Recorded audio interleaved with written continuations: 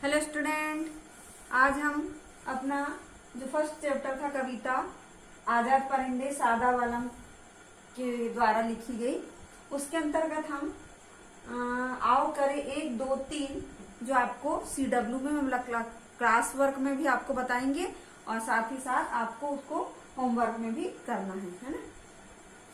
हमने पिछले चैप्टर में यानी पार्ट 1 में कविता पढ़े थे आजाद परिंदे, है ना। उसमें बताया गया था कि जो कोई भी पक्षी होते हैं वो आजाद क्यों रहना चाहते हैं, है ना। अब देखिए, परिंदा फल खाने के लिए कहाँ जाता है?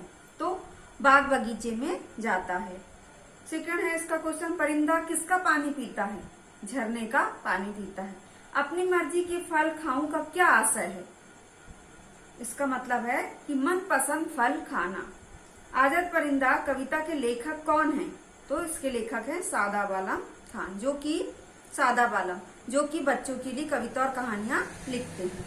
सेकंड क्वेश्चन है आपका, दिए गए प्रश्नों के उत्तर अपने शब्दों में लिखिए। परिंदे की राहें कैसी है? तो परिंदे की राहें ऊंची नीची है। परिंदा हवा में कैसे उड़ता है? परिंदा हवा में बाहें खोलकर पंख फैलाकर उड़ता है। परिंदा कहाँ लौटने की बात करता है? तो रेत में लौटने की बात करता है ना। परिंदा कहाँ खेलता फिरता है? परिंदा खेत में खेलता फिरता है। परिंदा कैसा जल पीता है? परिंदा मीठा जल झरने का पीता है। उसके बाद आओ करे 3, ये आपका हो गया 1, 2 और ये तीसरा, है ना। तीसरे में देखिए, कवि ने आजाद परिंदा के बारे में जो लिखा उसे अपने शब्दों में लिखिए। तो इसका आंसर हम आपको फोटो खींच के भेज देंगे। अभी हम आपको इसका आंसर सुना दे रहे हैं। कवि कहना चाहते हैं कि मैं आजाद परिंदा हूँ और मैं खुले आसमान में उड़ता हूँ। मेरा रास्ता बहुत लंबा है और मैं अपने पंख खोलकर उड़ता हूँ। मैं अपनी मर्जी से कहीं भी घूमता और नाचता गाता हूँ। सारी दुनिया ही मेरा घर है और मैं झोपड़ी से लेकर महल तक और मंदिर से लेकर मस्जिद तक कहीं भी जा सकता हूँ। मैं नदी, समुद्र, झील से लेकर खेतों तक मैं खेलता हूँ और घूमता हूँ। मैं बाग बगीचों में जाकर अपनी पसंद के अनुसार फल खाता हूँ और झरने का मीठा जल पीता हूँ। इस तरह मैं अपनी स्वतंत्रता का आनंद लेता हूँ। यह आपका आओ करे 3 का पहला प्रश्न हो गया। अब सेकंड क्वेश्चन इसमें, इस संसार में प्रत्येक जीव आजाद रहना चाहता है। क्या आप इस बात से सहमत हैं? तो इस बात से सहमत है ना। अपनी राय लिखिए। तो अपनी राय बताना है कि क्यों रहना चाहता है ना। अगला क्वेश्चन है, आजाद परिंदा खुले गगन में जिंदा अनुभव करता है। यदि उसे पिंजरे में कैद कर दिया जाए तो वह कैसा अनुभव करेगा? तो वो सोचता है कि मतलब उसे चाहे कितनी भी अच्छी खाने की चीज दी जाए तो वो मरे हुए के समान कहलाएगा, है ना।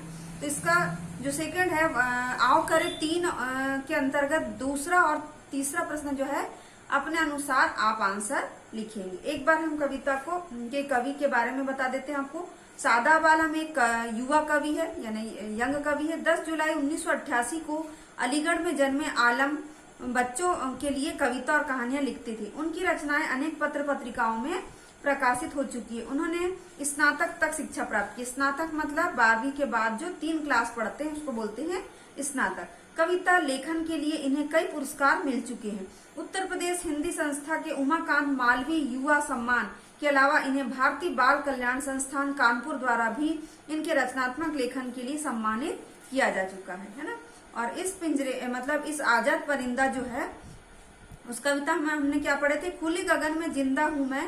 ये कौन बोल रहा है? कवि बोल रहे हैं उस पक्षी के माध्यम से कि एक आजाद परिंदा हूं मैं, है ना। जब मैं खुले आकाश में उड़ता हूँ तो मैं कैसा हूँ? तभी मुझे ऐसा लगता है कि मैं जीवित हूँ और मैं क्या हूँ? स्वतंत्र पक्षी हूँ। और परिंदा यानी पक्षी।